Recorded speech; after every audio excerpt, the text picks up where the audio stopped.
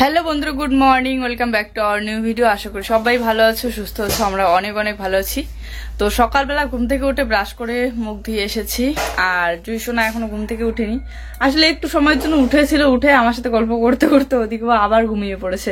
আমি বলতেছিলাম আমার অলস মেয়ে আবার ঘুমোচ্ছে, হাসে আর ওদিকে ঘুমায়। তো চলো, যাই হোক, ওর ঘুমটা এখনো হয়তো ক্লিয়ার হয়নি। আর আজকে একটু বেশি সকালবেলা আমি উঠে পড়েছি। অন্যদিন একটু লেট করে উঠি, যেহেতু স্কুল এখন বন্ধ। তো আজকে অনেক সকালবেলা উঠে পড়েছি। তো চলো এখন বাকি কাজকর্ম শুরু করে দেই। কিচ্ছু কাজকর্ম এখনো করা হয়নি। ওই যে সকালবেলা ঘুম থেকে উঠে একটু মোবাইল চালানোর অভ্যাস, তো একটুখানি চালিয়ে নিলাম। আর এখন ওই যে রান্নাঘরের এদিকটা পরিষ্কার করবো। আর বিছানাটা এখন তোলা হবে না, টিউশনে ঘুমাচ্ছে। ও উঠলে পরে বিছানাটা গুছিয়ে নেবো। চলো দেখতে থাকো ভিডিওটা প্রথম থেকে শেষ পর্যন্ত, আশা করি ভালো লাগবে।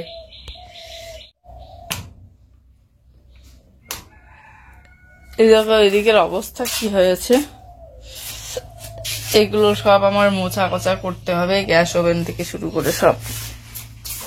সবার প্রথমে জানালাটাই আগে খুলে দিই।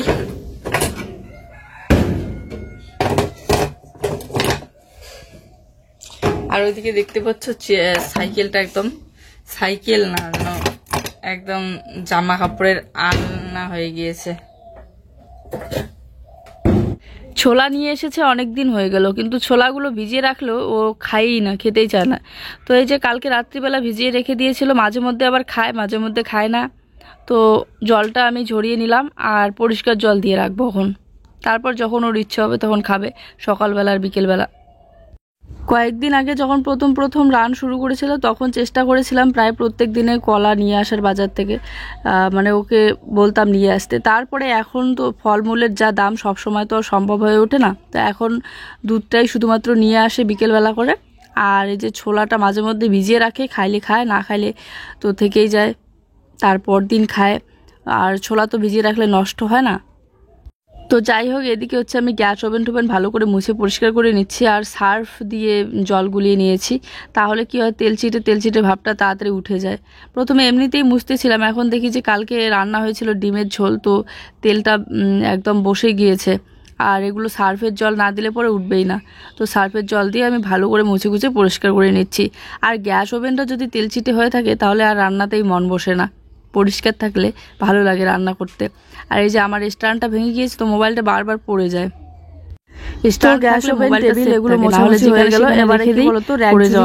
হালকা করে মুছে নেবো উপর থেকে, কেননা প্রত্যেক দিন আমাদের ঘরে এত পরিমাণে ধুলা হয়, ঝাড়ু দেওয়ার সময় সেই ধুলাগুলো দিয়ে র্যাক ঝুড়িগুলো একদম ধুলা হয়ে যায়।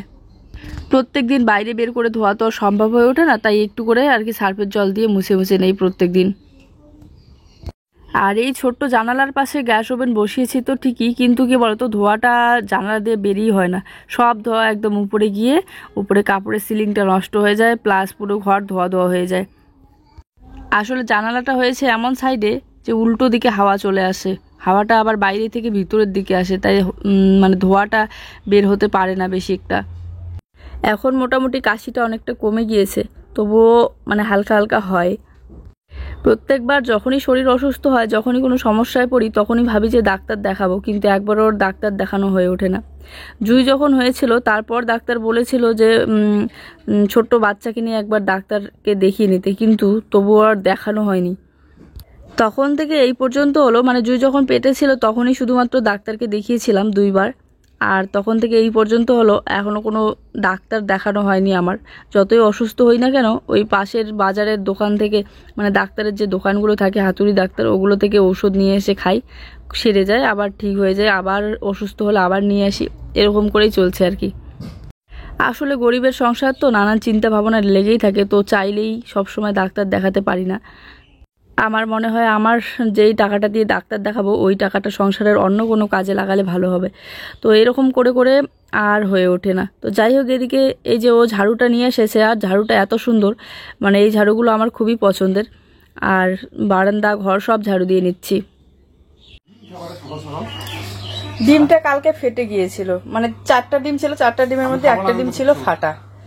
তো এই রেখে দিয়েছিলাম, সকালবেলা উঠে ভাবলাম যে ভেজে নেই, জুই খেতে পারবে তাহলে। আর এখানে দেখো, এখানে হচ্ছে ওই যে কোলা রুটির মতো বানিয়েছে, কড়াই যেহেতু বানিয়েছে এই জন্য ভেঙে গিয়েছে আর কি।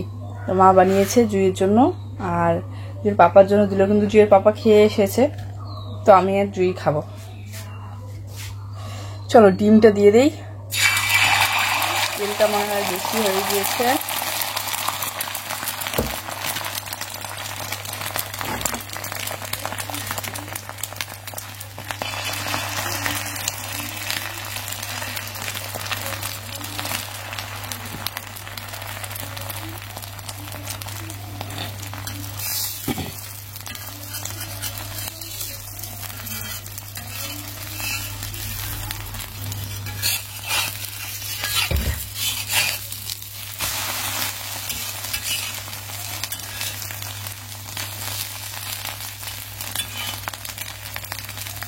আমার আবার এরকম ডিম ভাজা খেতে ভালো লাগে। আর ও আবার ঝোল করলে এই সিদ্ধ করো সেদ্ধ ছাড়া খেতে চায় না। এই দেখো হাতটা তেল দিয়ে ভর্তি হয়ে গেল, তেল তেল। এই দৃশ্যটা তো ক্যামেরা বন্দি করতেই হবে। এই দেখো, এস পাপার কাছে ব্রাশ করে নেয়, আমার কাছে নেয় না।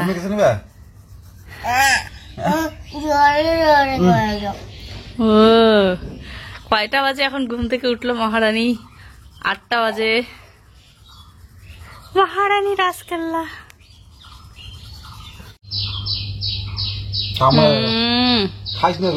চলো মুখ ধুয়ে দাও।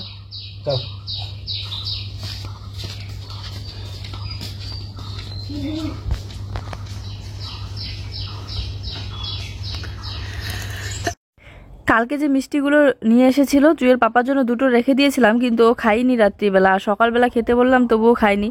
তো এই যে জুই একটা আমি একটা, আমারটা আমি খেয়ে নিয়েছি। রুটি, এই যে গোলা রুটিটা আর ডিম একটুখানি ভেঙে তারপর পেঁয়াজ কুচি কুচি করে কেটে আর সাথে মিষ্টি, তো আমি খেয়ে নিয়েছি। জুসোনাকেও খাওয়াই দিলাম, খাওয়াই দিয়ে ওকে একটু পড়াইলাম, পড়িয়ে তারপর এই যে কাজকর্মে লেগে পড়লাম। সকাল সকালও বাজার করে নিয়ে এসে দিয়ে গিয়েছে কোচিং পড়তে।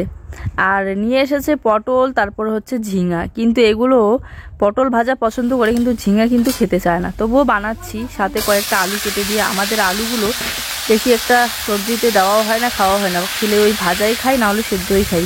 তো আজকে চলো ভাবলাম যে ঝিঙা আলু একসাথে একটু ঝোল ঝোল করবো। তো এই যে কেটে দিয়ে দিলাম। আমার আবার এগুলো সবজি ভালোই লাগে খেতে, কিন্তু ও খেতে চায় না। মেন সমস্যা হচ্ছে এখানেই। তো চলো একটু জিরে বেটে নিলাম, জিরে বাটাটা দিয়ে দিলাম এর মধ্যে, আর লবণ হলুদ তো দিয়েই দিয়েছি। এখন একটুখানি ভালো করে ভেজে নেব, জিরেটা যাতে কাঁচা কাঁচা গন্ধটা না থাকে। ভেজে নিয়ে তারপরে হচ্ছে সেদ্ধ করার জন্য জল দিয়ে দেবো। আর ঝিঙে থেকে তো জল বের হয়, এই যে জলটা, এটা কিন্তু ঝিঙে থেকেই বের হয়েছে, আমি দেইনি। ওকে বললাম ভাত রান্না করে দেই, খাওয়া দাওয়া করে যাও, কিন্তু ও বললো যে খাবে না। ও বাজার থেকে খেয়ে এসেছে, দোকান থেকে পরোটা খেয়ে এসেছে। তো এই জন্য আর তখন ভাত বানাইনি। আর এখন বানাচ্ছি কেন, ও এসেই প্রচণ্ড ওর খিদে পেয়ে যাবে, খাবার চাবে। তো এই জন্য ও আস্তে আস্তে আমার রান্নাটা কমপ্লিট দিতে হবে। এদিকে ঝিঙে আলুর ঝোলও হয়ে গিয়েছে, এদিকে পটল আমি কেটে রেখে দিয়েছি, কিন্তু এখনও ভাজা করা হয়নি। ঝিঙের ঝোলটা নামিয়ে রেখে তারপরে পটল ভাজাটা বসিয়ে দেবো। লবণ হলুদ দিয়ে রেখে দিয়েছি, এখন লবণ হলুদটা মেখে নেব পটলের মধ্যে। এই ঝিঙে, দুশকুশি, তারপরে হচ্ছে চাল কুমড়ো, এগুলো বেশি একটা পছন্দ করে না, তবুও চাল কুমড়োটা চলে যদি মাছ বা কোনো কিছু দিয়ে বানানো হয়। এমনিতে বানাইলে খাইতেই যায় না।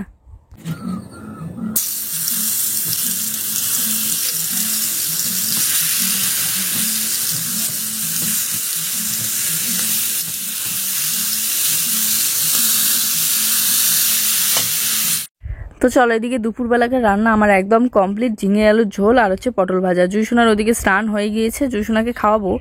কিন্তু তার আগে আমার কিছু কাজকর্ম আছে। এই জায়গাগুলো পরিষ্কার করতে হবে, গ্যাসের টেবিল এগুলো মুছে পরিষ্কার করে রেখে দিই। তো ওদিকে জুইসোনাকে মোবাইলে একটু কার্টুন দেখতে দিয়ে আমি এদিকে এগুলো পরিষ্কার করে নিলাম। আর এখন ওই যে ও চলে এসেছে, তো ওর জন্য ভাত রেডি করে দিয়েছি আর সবজিটা তুলে নিচ্ছি। ভাতটা থালার মধ্যে রেডি করে দেখি লেবু নেই ঘরে, তো লেবু পাড়তে হবে এখন। আমাদের গাছে কিন্তু প্রচুর লেবু হয়েছে, কিন্তু লেবুগুলোর রসও আছে, ছোট্ট ছোট্ট অনেক এখনো, কিন্তু তবু খুব রস। চলো আমি এখন যাচ্ছি লেবু পাড়তে। ওই দেখো গাছটাতে কি লেবু হয়েছে আমাদের, কিন্তু লেবুগুলো হচ্ছে সব এখনো ছোট্ট ছোট্ট।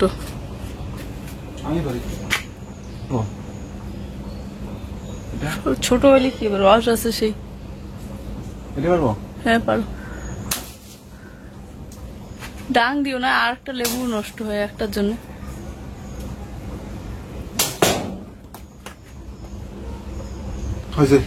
এই দেখো আমারটাই ভালো হয়। এই দেখো আমাদের গাছের লেবুগুলো অনেক ছোট্ট ছোট্ট, কিন্তু রস কিন্তু প্রচুর। আমি একটা কেটে দেখাবো তোমাদেরকে, দেখবে সেই রস। কত ছোট লেবু। আয় আয় আয়, ভাত খাবি।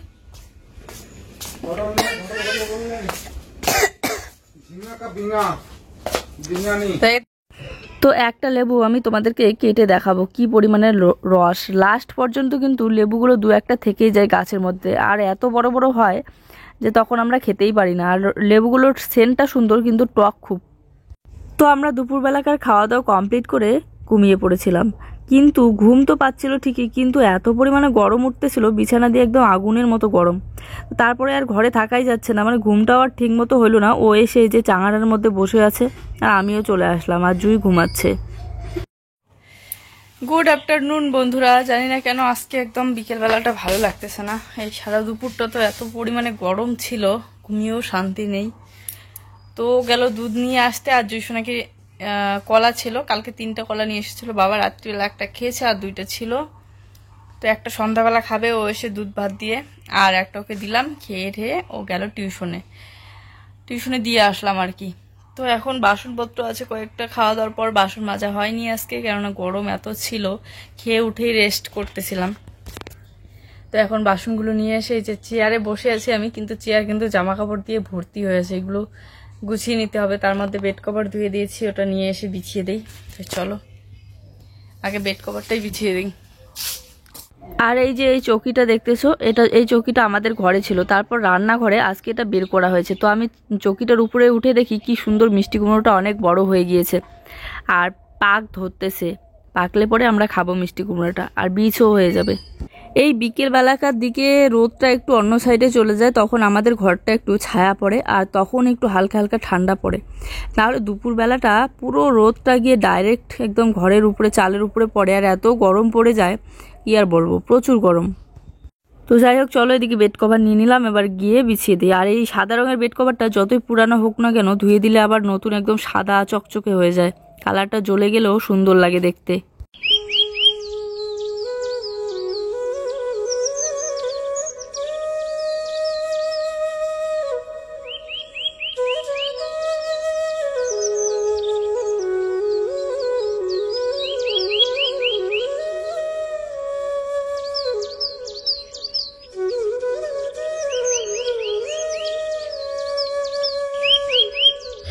এখন জুইশোনা বাড়িতে নেই, এখন আমি শান্তি মতো আমার কাজগুলো করে নিচ্ছি। আর ও বাড়িতে থাকলে বারবার ডিস্টার্ব করে এসে কাজে। তো যাই হোক, এদিকে বিছানাটা গুছিয়ে নিলাম, ভালো করে ঝেড়ে ঝেড়ে রেখে দিলাম। আর এখন হচ্ছে জামা কাপড়, ওই যে বললাম সাইকেলের মধ্যে কতগুলো জামা কাপড় ভর্তি হয়ে আছে, তো সব নিয়ে একদম বসে পড়লাম গুছিয়ে রাখতে। সেদিন বাবার বাড়ি থেকে এসেই অনেকগুলো জামা কাপড় ধুয়ে দিয়েছিলাম ওই বিকেলবেলায়, সেগুলো আর তোমাদের সাথে শেয়ার করা হয়নি, কিন্তু ওগুলো সব শুকিয়ে গিয়েছে, গুছিয়ে রাখা হয়নি।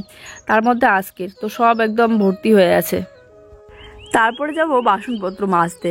ওই যে বললাম খাওয়া দাওয়া করে ওইদিকে ঘুমিয়ে পড়েছিলাম। ঘুম বলতে কি, আর গরমে তো আর ঘুম হয় না, তো শুয়ে শুয়ে আর কি রেস্ট করতেছিলাম।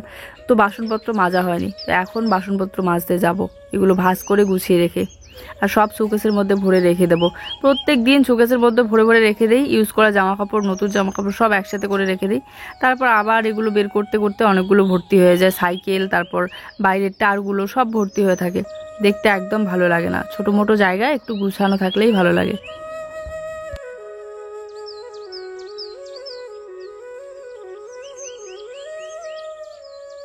এই দেখো গিয়েছিল দুধ নিয়ে আসতে গিয়ে এদিকে ফুচকা নিয়ে এসেছে। এই বানগুলো না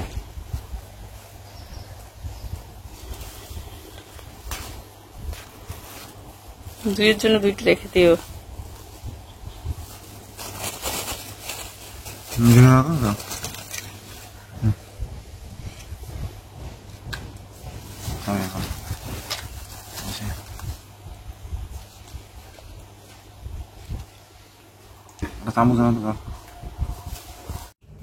এদিকে আমাদের জুইশোনার জন্য 3টে ফুচকা সবার প্রথমে রেখে দিলাম। ও যাওয়ার সময় দেখে গিয়েছে ওর পাপা যাচ্ছিল দুধ নিয়ে আসতে, তখনই বলে গিয়েছে আমার জন্য চিজ্জি নিয়ে আসবে। তো এসে যদি দেখে কিছু নিয়ে না আসে, আমাকে বারবার প্রশ্ন করবে যে কি নিয়ে এসেছে বাবা। তো তাই ওর জন্য রেখে দিয়ে এদিকে আমরা হচ্ছে খাচ্ছি।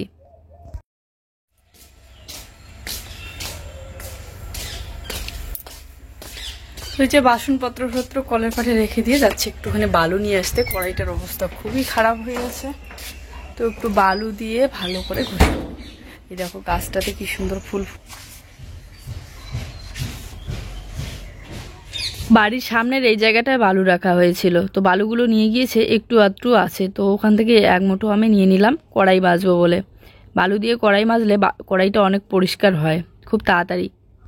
আর বিশেষ করে এই বালুর মধ্যে এক টুকরো যদি লাক্স সাবানের টুকরো কেটে দেওয়া যায় তাহলে আরও বেশি ভালো হয়। একদম কড়াই সাদা চকচকে হয়ে যায় যদি সাবান আর বালু একসাথে মিক্স করে মাজা হয়, বিশেষ করে লাক্স সাবান। তো চলো এখানে নিয়ে যাচ্ছি বালুগুলো হাতে করেই।